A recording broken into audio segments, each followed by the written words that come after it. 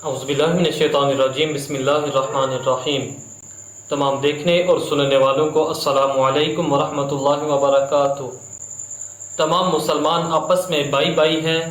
किसी मुसलमान को एक दूसरे के साथ नाराज़ होने की इजाज़त नहीं है। कोई मुसलमान अगर किसी के साथ नाराज़ है उसे उसके साथ सुलह कर लेनी चाहिए। नाराज़ रहना ये जायज़ नहीं है, ये गुनाह का काम है। अल्लाह ताला ने कुरान पाक में इरशाद फरमाया, इन्नमल मुमिनूना इख्वतुन फअस्लिहु बैन अखवैकुम। मुसलमान आपस में भाई भाई हैं, फअस्लिहु बैन अखवैकुम, बस अपने दो भाइयों में सुलह कराओ। अगर कोई हमारा साथी नाराज हो हमें सुलह करानी चाहिए।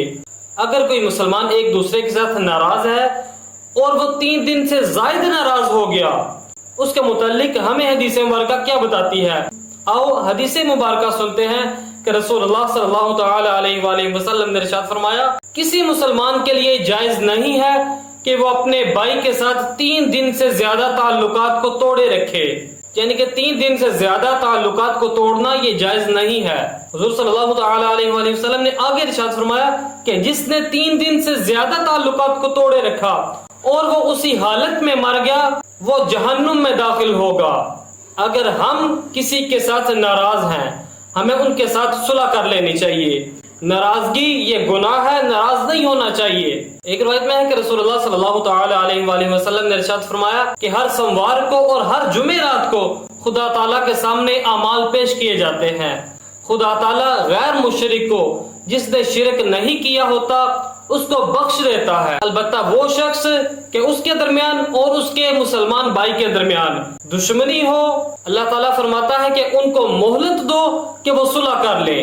खुदा ताला मोहलत देता है। जो एक दूसरे के साथ नाराज है खुदा ताला उनको मोहलत देता है। एक दूसरे के साथ नाराज नहीं होना चाहिए।